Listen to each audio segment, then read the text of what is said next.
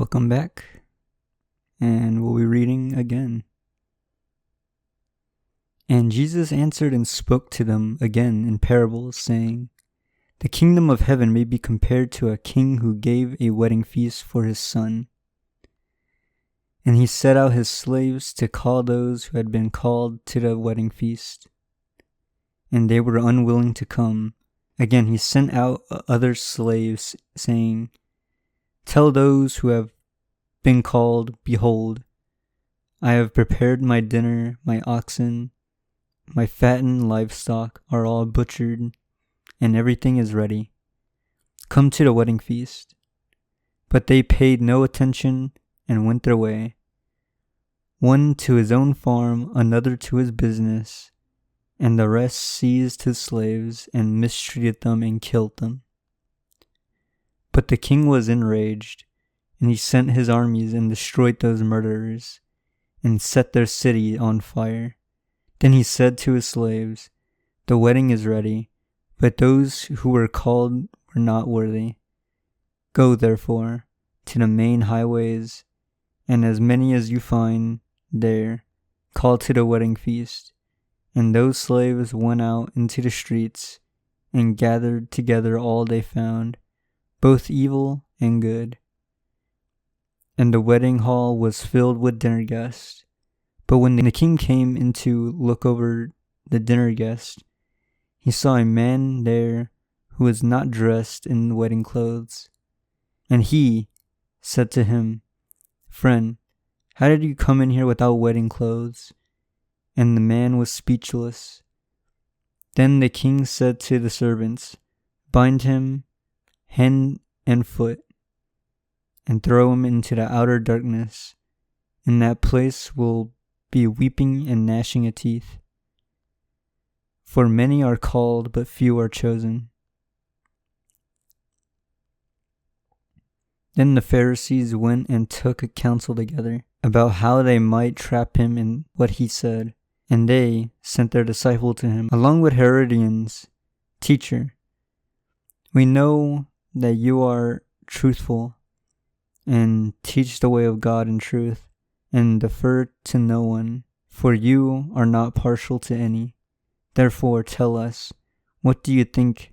Is it lawful to give tax to Caesar or not? But Jesus, knowing their wickedness, said, Why are you testing me, you hypocrites? Show me the coin used for the tax. And they brought him a denarius. And he said to them, Whose likeness and inscription is this? They said to him, Caesar's. Then he said to them, Therefore, render to Caesar's the things that are Caesar's, and to God the things that are God's. And hearing this, they marveled, and leaving him, they went away. On that day, some Sadducees who say there is no resurrection came to Jesus and asked him a question, saying, Teacher, Moses said, if a man dies having no children, his brother as a next of kin shall marry his wife and raise up a seed for his brother. Now there were 7 brothers with us, and the first married had died, having no seed. He left his wife to his brother. So also the second and the third, down to the 7th. And last of all, the woman died. In the resurrection, therefore, whose wife of the 7 will she be?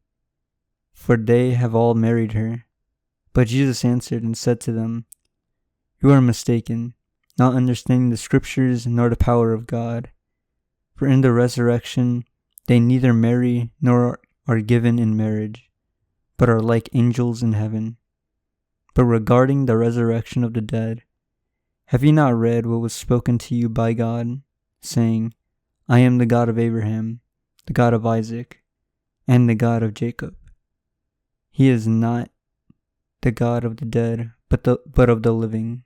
And the crowds heard this. They were astonished at his teaching. But when the Pharisees heard that Jesus had silenced the Sadducees, they had gathered themselves together, and one of them, a scholar of the law, asked him a question, testing him, "Teacher, which is the great commandment in the law?" And he said to them, "You shall love your Lord God with all your heart, and with all your soul, and with all your mind. This is great and foremost commandment. And the second is like it. You shall love your neighbor as yourself. On these two commandments hang the whole law of the prophets." Now while the Pharisees were gathered together, Jesus asked them a question, saying, "What do you think about the Christ? Whose son is he?" They said to him, "The son of David." He said to them, "Then how does David in the Spirit call him Lord, saying, 'The Lord said to my Lord, sit at my right hand until I put your enemies beneath your feet'? Therefore, if David calls him Lord, how is he his son?" And no one was able to answer him a word, nor did anyone dare from that day on ask him another question. Then Jesus spoke to the crowds and his disciples, saying, "The scribes and Pharisees have seated themselves in the chair of Moses. Therefore all they tell you, do and keep. But do not do according to their deeds. For they say things and do not do them, and they tie up heavy burdens and lay them on men's shoulders. But they themselves are unwilling to move them with so much as a finger. But they do all their deeds to be noticed by men, for they broaden their phylacteries and lengthen their tassels of their garments. And they love the place of honor at the banquets, and the best seats in the synagogues, and the respectful greetings in the marketplaces, and being called rabbi by men. But do not be called a rabbi, for one is your teacher, and you are all brothers. And do not call anyone on earth your father, for one is your Father, he who is in heaven. Do not be called instructors, for one is your instructor, that is, Christ. But the greatest among you shall be your servant. And whoever exalts himself shall be humbled, and whoever humbles himself shall be exalted. But woe to you, scribes and Pharisees, hypocrites, because you shut off the kingdom of heaven from people. For you do not enter in yourselves, nor do you allow those who are entering to go in. Woe to you, scribes and Pharisees, hypocrites, because you devour widows' houses, and a pretense you make long prayers. Therefore you will receive greater condemnation. Woe to you, scribes and Pharisees, hypocrites, because you travel around on sea and land to make one proselyte, and when he becomes one, you make him twice as much of a son of hell as yourselves. Woe to you, blind guides, who say, whoever swears by the sanctuary, that is nothing. But whoever swears by the gold of the sanctuary is obligated.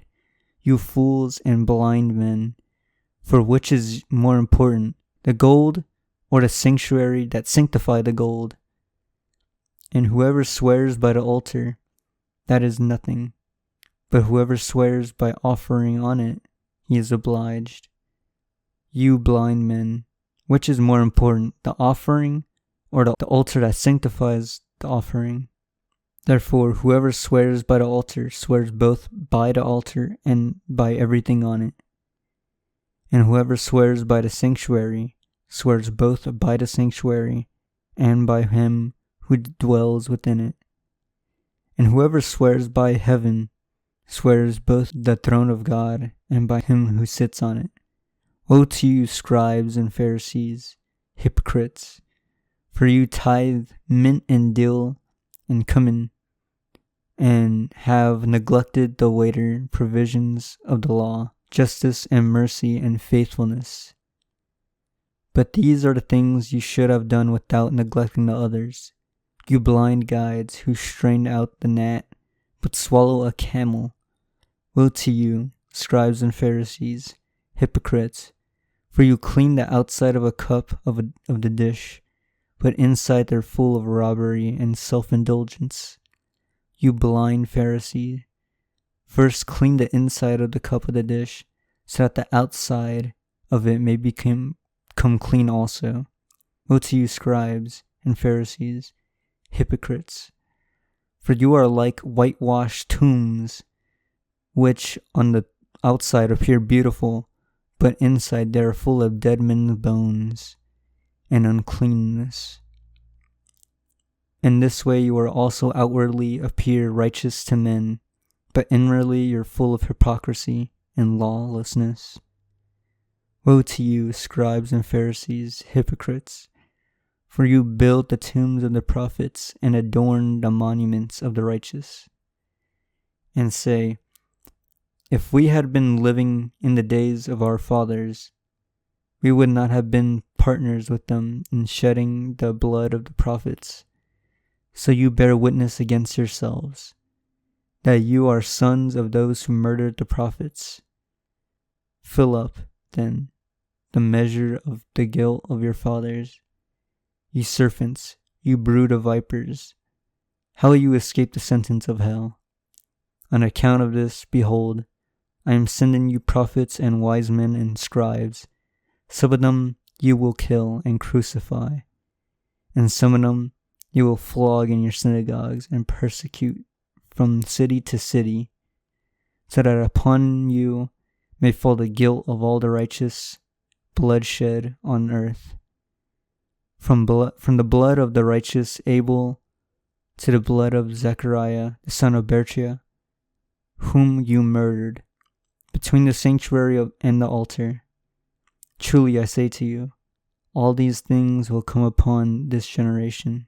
Jerusalem, Jerusalem, who kills the prophets and stone those who are sent to her. How often I wanted to gather your children together, the way a hen gathers her chicks under her wings, and you did not want it. Behold, your house is being left to you desolate. For I say to you, from now on you will not see me until you say, blessed is he who comes in the name of the Lord. And coming out from the temple, Jesus was going along, and his disciples came up to point out the temple buildings to him, and he answered them, do you not see all these things? Truly I say to you, not one stone here will be left upon another, which will not be torn down. Now as he was sitting on the Mount of Olives, the disciples came to him, privately saying, tell us, when will these things happen, and what will be the sign of your coming and the end of the age? And Jesus said to them, see to it that no one deceives you, for many will come in my name, saying, I am the Christ, and will deceive many. And you are going to hear wars and rumors of wars. See that you are not alarmed, for those things must take place. But that is not yet the end, for nation will rise against nation, and kingdom against kingdom. And in various places there will be famines and earthquakes. But all these things are merely the beginnings of birth pains. They will deliver you to the tribulation and will kill you. And you will be hated by all nations because of my name. And at that time many will fall away and will betray one another and hate one another. Many false prophets will arise and will deceive many. And because lawlessness is multiplied, most people's love will grow cold. But the one who endures to the end, he will be saved. And the gospel of the kingdom shall be proclaimed in the whole world as a witness to all the nations, and then the end will come. Therefore, when you see the abomination of desolation, which was spoken through Daniel the prophet, standing in the holy place, let the reader understand. Then those who are in Judea must flee to the mountains. Whoever is on the housetop must not go down to get the things out that are in his house. And whoever is in the field must not turn back to get his garment. But woe to those who are pregnant and to those who are nursing babies in those days. But pray that your flight will not be in the winter or on the Sabbath, for then there will be great tribulation, such as not occurred since the beginning of the world until now, nor ever will. And unless those days had been cut short, no life would have been saved. But for the sake of the elect, those days will be cut short. Then if anyone says to you, Behold, here is the Christ, or there he is, do not believe him. For false Christs and false prophets will arise, and will show great signs and wonders, so as to deceive, if possible, even the elect. Behold, I have told you in advance. Therefore, if they say to you, Behold, he is in the wilderness, do not go out. Or behold, he is in the inner rooms, do not believe them. For just as lightning comes from the east and appears even to the west, so will the coming of the Son of Man be. Wherever the corpse is, there the vultures will gather. But immediately after the tribulation of those days, the sun will be darkened, and the moon will not give its light, and the stars will fall from the sky, and the powers of the heavens will be shaken. And then the sign of the Son of Man will appear in the sky.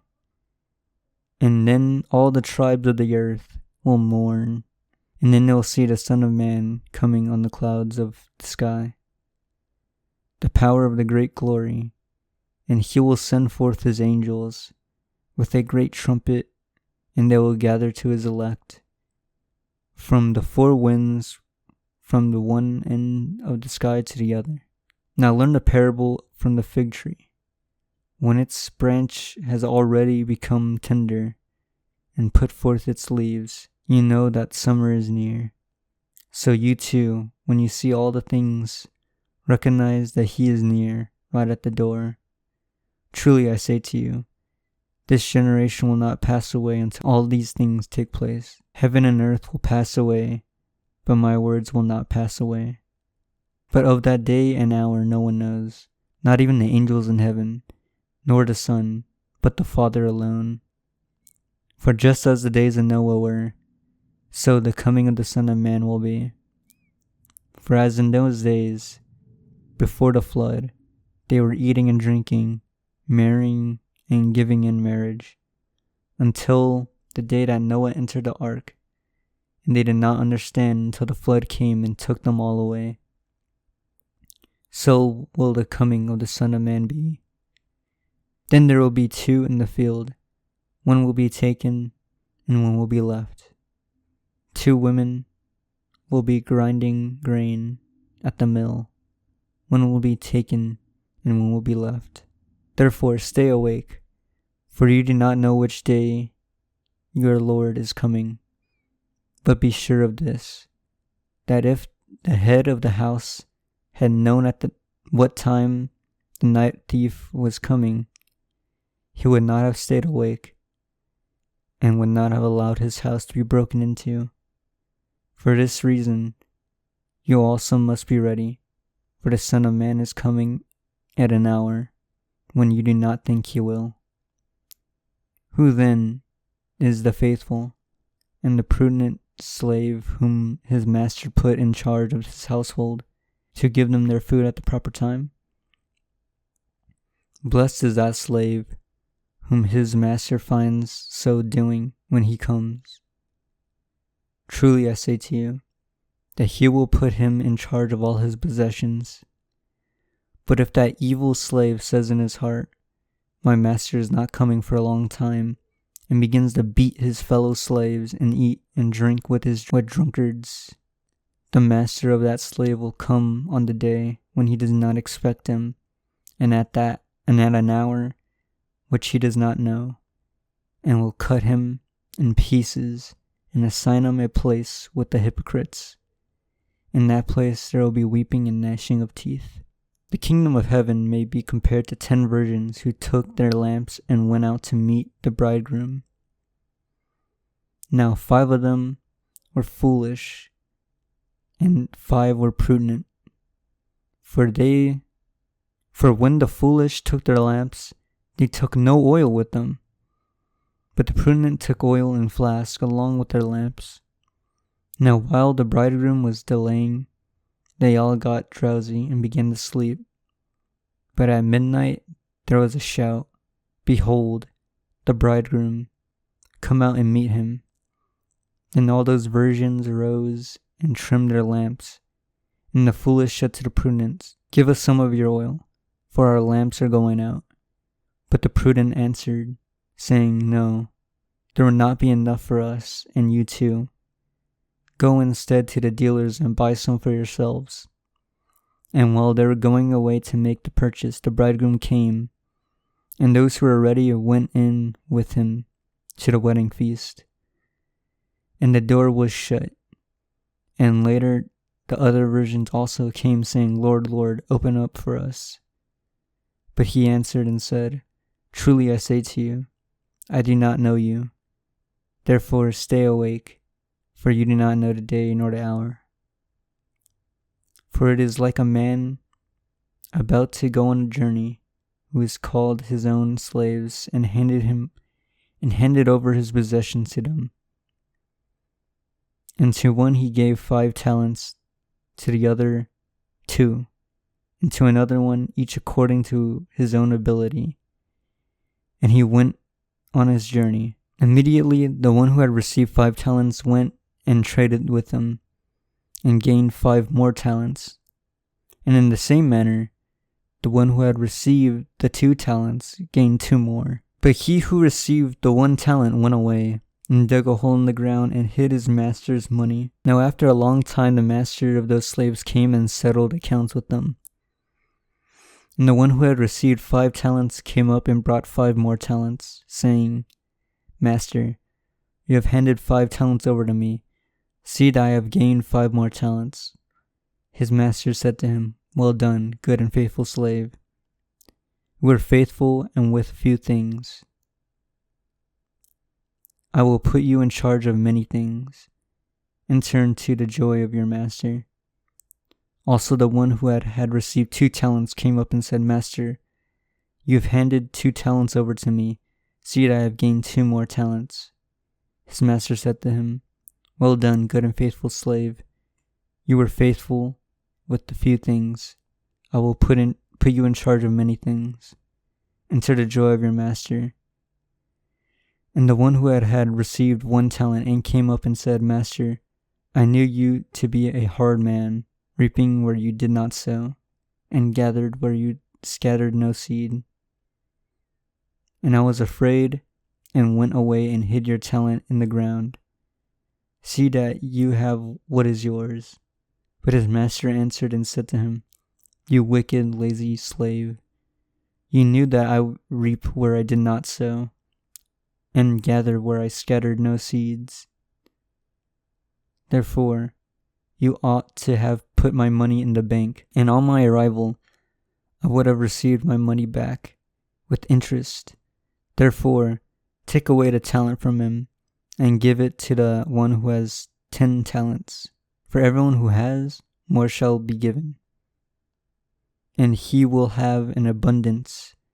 But from the one who does not have, even what he does have shall be taken away.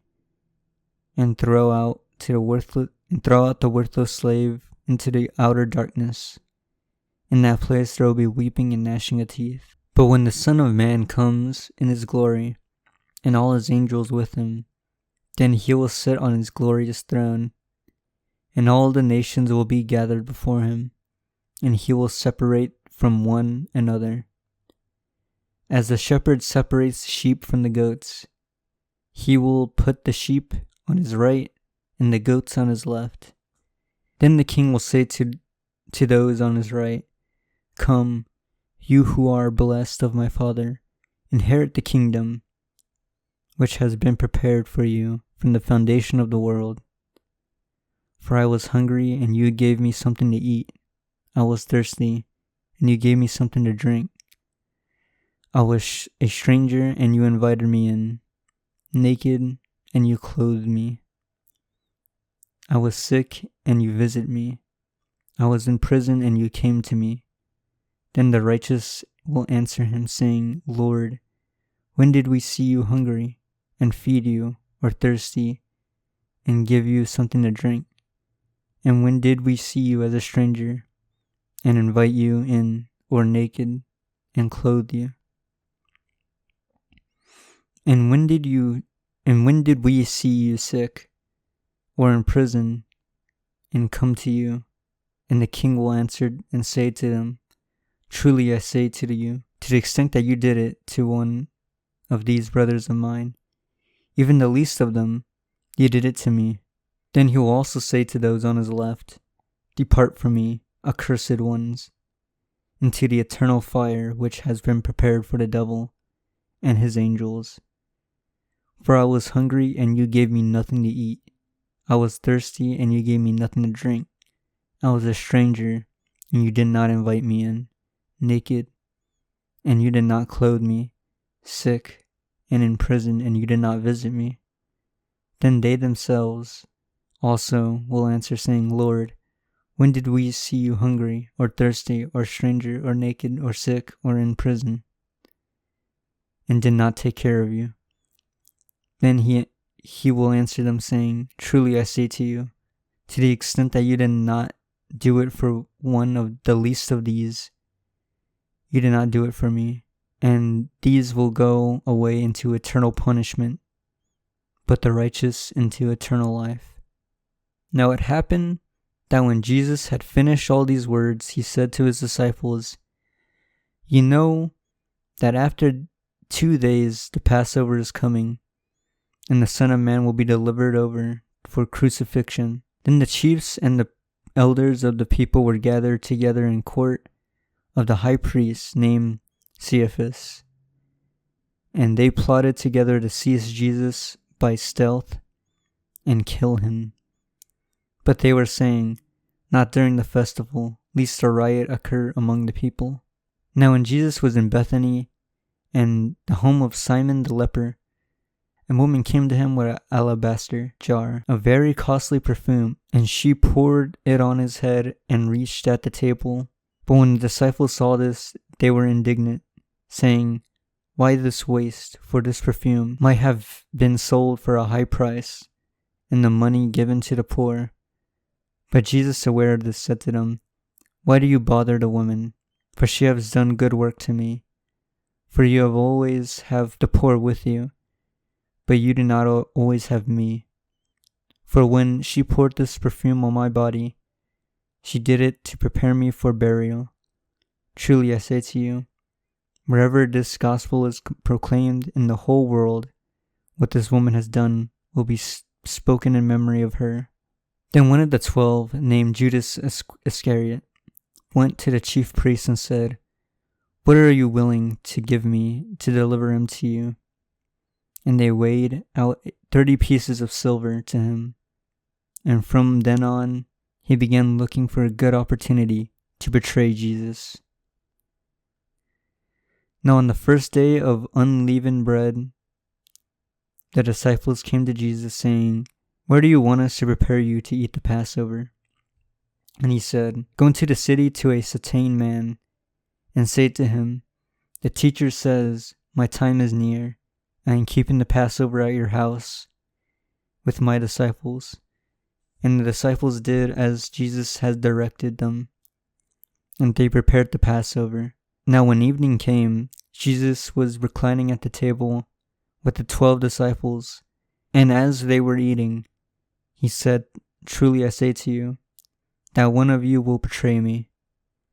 And being deeply grieved, they each began to say to him, Surely not I, Lord. And he answered and said, He who dipped his hand with me in the bowl is the one who betrayed me. The Son of Man is going, just as it is written of him. But woe to that man by whom the Son of Man is betrayed. It would have been good for that man if he had not been born. And Judas, who was betraying him, answered and said, Surely not I, Rabbi. Jesus said to him, You yourself said it. Now while they were eating, Jesus took some bread, and after a blessing, he broke it. And giving it to the disciples, he said, Take, eat, this is my body. And when he had taken a cup and given thanks, he gave it to them, saying, Drink from it, all of you, for this is my blood of the covenant, which is poured out for many for forgiveness of sins. But I say to you, I will not drink of this fruit of the vine from now on until the day when I drink it new with you in my Father's kingdom. And after saying a hymn, they went out to the Mount of Olives. Then Jesus said to them, You will all fall away because of me this night, for it is written, I will strike down the shepherd, and the sheep of the flock will be scattered. But after I have been raised, I will go ahead of you to Galilee. But Peter answered and said to him, Even though all must fall away because of you, I will never fall away. Jesus said to him, Truly I say to you, that this very night before the rooster crows, you will deny me 3 times. Peter said to him, Even if I have to die with you, I will not deny you. All the disciples said the same thing too. Then Jesus came with them to a place called Gethsemane, and said to his disciples, Stay here while I go over there and pray. And he took with him Peter and the 2 sons of Zebedee, and began to be grieved and distressed. Then he said to them, My soul is deeply grieved, to the point of death. Remain here and keep watch with me. And he went a little beyond them, and he fell on his face and prayed, saying, My Father, if it is possible, let this cup pass from me. Yet not as I will, but as you will.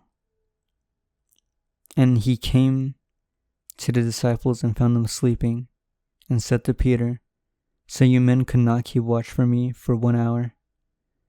Keeping watch and praying that you may not enter into temptation. The spirit is willing, but the flesh is weak. He went away again a second time and prayed, saying, My Father, if this cannot pass away unless I drink it, your will be done. And again he came and found them sleeping, for their eyes were heavy. And he said to them again, and went away and prayed a 3rd time, saying the same thing once more. Then he came to the disciples and said to them, Are you still sleeping and resting? Behold, the hour is at hand, and the Son of Man is being betrayed into the hands of sinners. Get up, let us go. Behold, the one who betrays me is at hand. And while he was still speaking, behold, Judas, one of the 12, came up, and with them was a large crowd with swords and clubs, who came from the chief priests and elders of the people. Now he who was betraying him gave them the sign, saying, Whoever I kiss, he is the one. Seize him. And immediately Jesus went up to Jesus and said, Greetings, Rabbi, and kissed him. And Jesus said to him, Friend, do what you have come for. Then they came and laid hands on Jesus and seized him. And behold, one of those who were with Jesus stretched out his hand and drew out his sword, and struck the slave of the high priest and cut off his ear.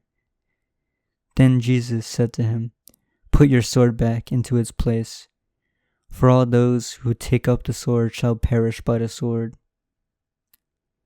Or do you think that I cannot appeal to my Father, and he will at once put at my disposal more than 12 legions of angels? Therefore, how will the scriptures be fulfilled, which say that it must happen this way? At that time Jesus said to the crowds, Have you come out with your swords and clubs to arrest me as you would against a robber? Every day I used to sit in the temple, teaching, and you did not seize me. But all this has taken place in order that the scriptures of the prophets will be fulfilled." Then all the disciples left him and fled. Now those who had seized Jesus led him away to Caiaphas, the high priest, where the scribes and the elders were gathered together.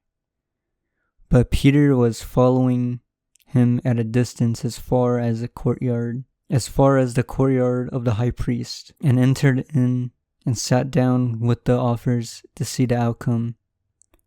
Now the chief priests and the whole Sanhedrin kept trying to obtain false testimony against Jesus, so that they might put him to death. And they did not find any, even though many false witnesses came forward, but later on two came forward and said, "This man stated, 'I am able to destroy the sanctuary of God and to rebuild it in 3 days.'" And the high priest stood up and said to him, "Do you not answer? What are these men testifying against you?" But Jesus kept silent. And the high priest said to him, "I put you under oath by the living God, that you tell us whether you are the Christ, the Son of God." Jesus said to him, "You yourself said it. Nevertheless, I tell you, hereafter you will see the Son of Man sitting at the right hand of the power and coming on the clouds of heaven." The high priest tore his garments and said, "He has blasphemed.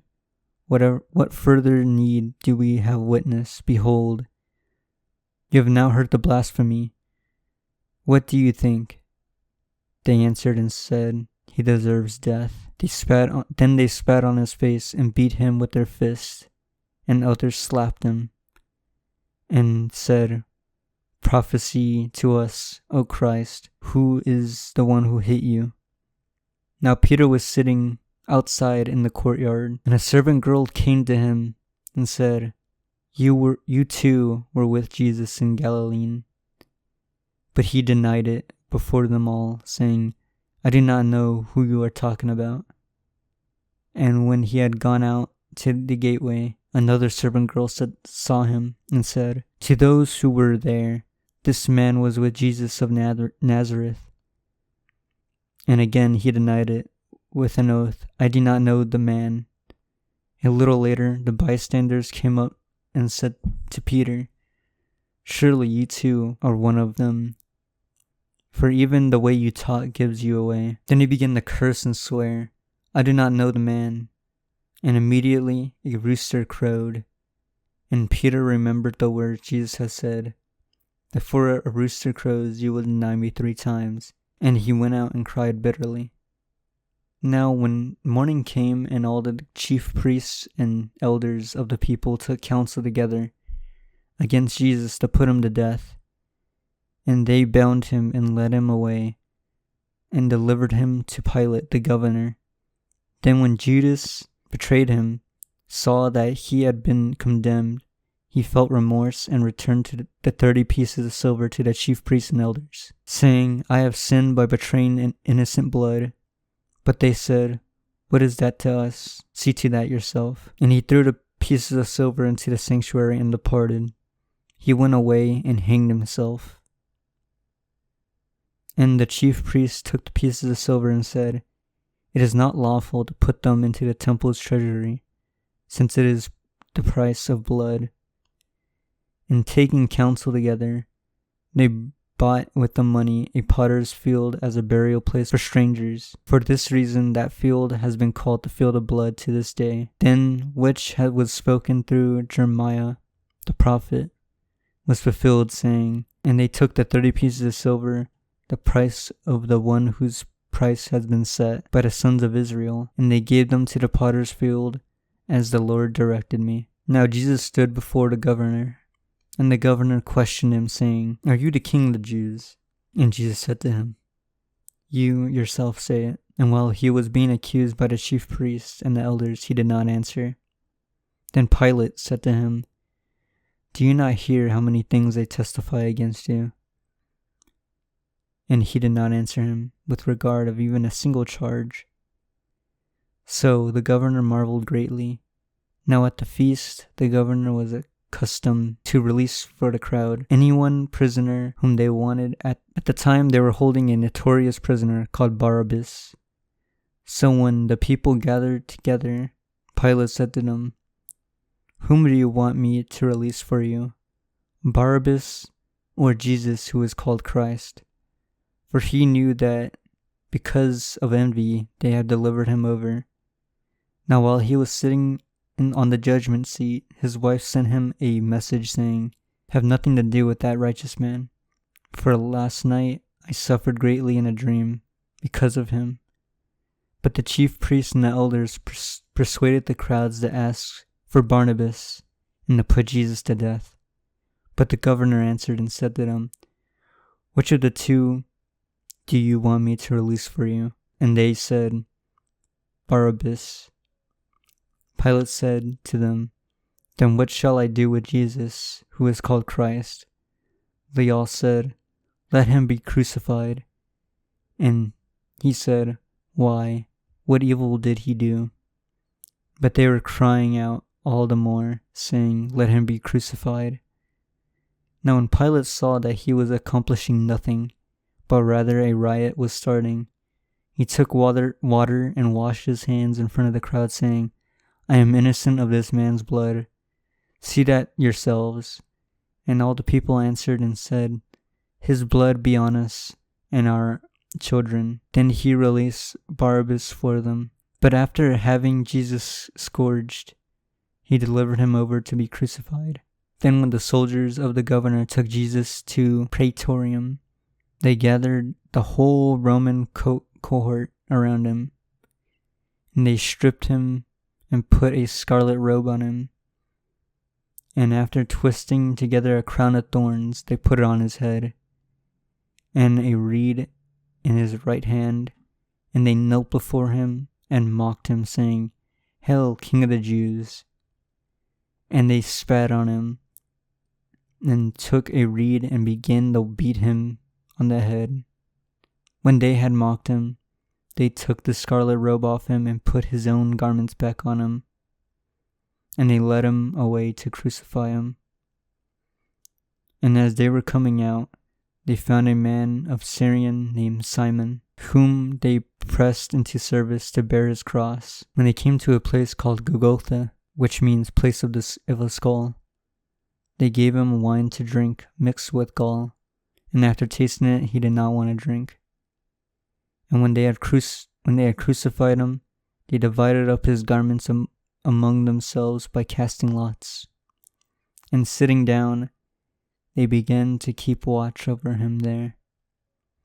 And above his head, they put up charge against him, which read, "This is Jesus, the King of the Jews." And at the time 2 robbers were crucified with him, one on the right and one on the left. And those passing by were blaspheming him, shaking their heads and saying, "You who are going to destroy the sanctuary and rebuild it in 3 days, save yourself. If you are the Son of God, come down from the cross." In the same way the chief priests also, along with the scribes and elders, were mocking him and saying, "He saved others. He cannot save himself. He is the King of Israel. Let him now come down from the cross, and we will believe in him. He trusts in God. Let God rescue him now, if he delights in him. For he said, 'I am the Son of God.'" And the robbers who had been crucified with him were also insulting him with the same words. Now from the 6th hour, darkness fell upon all the land until the 9th hour. And about the 9th hour, Jesus cried out in a loud voice, "Eli, Eli, lama sabachthani," that is, my God, why have you forsaken me?" And some of those who were standing there, when they heard it, began saying, "This man is calling for Elijah." And immediately one of them ran, taking a sponge, he filled it with sour wine and put it on a reed and gave it to him to drink. But the rest of them were saying, "Let us see whether Elijah will come to save him." And Jesus cried out with a loud voice and yielded upon his spirit, and behold, the veil of the sanctuary was torn in two from the top to the bottom, and the earth shook, and the rocks were split, and the tombs were opened, and many bodies from the saints who had fallen asleep were raised. And coming out of the tombs after his resurrection, they entered the holy city and appeared to many. Now the centurion and those who were with him keeping guard over Jesus, when they saw the earthquakes and the things that were happening, became very frightened and said, "Truly, this was the Son of God." And many women were looking on from a distance, who had followed Jesus from Galilee while ministering to him. Among them was Mary Magdalene, and Mary the mother of James and Joseph, and the mother of the sons of Zebedee. Now when it was evening, there came a rich man from Arimathea named Joseph, who himself had also been a disciple of Jesus. This man went to Pilate and asked him for the body of Jesus. Then Pilate ordered it to be given to him. And Joseph took the body and wrapped it in clean linen cloth, and laid it in his own new tomb, which he had hewn out in the rock. And he rolled a large stone against the entrance of the tomb, and went away. And Mary Magdalene was there, and the other Mary, sitting opposite the grave. Now on the next day, the day after the preparation, the chief priests and the Pharisees gathered together with Pilate and said, "Sir, we remember that when he was alive, the deceiver said, 'After 3 days I am to rise again.' Therefore, order the grave to be made secure until the 3rd day, lest his disciples can't come and steal him away and say to the people, 'He has risen from the dead,' and the last deception will be worse than the first." Pilate said to them, "You have a guard. Go, make it as secure as you know how." And they went and made the grave secure, and along with the guard they have set a seal on the stone. Now after the Sabbath, as it began to dawn towards the 1st day of the week, Mary Magdalene and the other Mary came to look at the grave, and behold, there was a great earthquake, for the angel of the Lord descended from heaven, and came and rolled away the stone and sat upon it. And his appearance was like lightning, and his clothing was white as snow. And the guards quaked from fear of him, and became like dead men. And the angel answered and said to the women, "Do not be afraid, for I know that you are looking for Jesus who had been crucified. He is not here, for he has risen, just as he has said. Come and see where he was lying. And go quickly and tell his disciples that he has risen from the dead. And behold, he is going ahead of you into Galilee. There you will see him. Behold, I have told you." And they left the tomb quickly with a fear and great joy, and ran to report it to his disciples. And behold, Jesus met them and said, "Greetings." And they came up and took hold of his feet and worshipped him. Then Jesus said to them, "Do not be afraid. Go and report to my brothers and leave for Galilee. There they will see me." Now while they were on their way, behold, some of the guard came into the city and reported to the chief priests all that had happened. And when they had assembled with the elders and took counsel together, they gave a large sum of money to the soldiers and said, "You are to say that his disciples came by the night and stole him away while we were asleep. And if this is heard before the governor, we will win him over and will keep you out of trouble." And they took the money, and they did as instructed, and the story was widely spread among the Jews, and is to this day. But the 11 disciples proceeded to Galilee, to the mountains which Jesus has designated. And when they saw him, they worshipped him, but some doubted. And Jesus came up and spoke to them, saying, "All authority has been given to me in heaven and on earth. Go therefore and make disciples of all the nations, baptizing them in the name of the Father, and the Son, and the Holy Spirit, teaching them to keep all that I have commanded to you. And behold, I am with you always, even to the end of the age.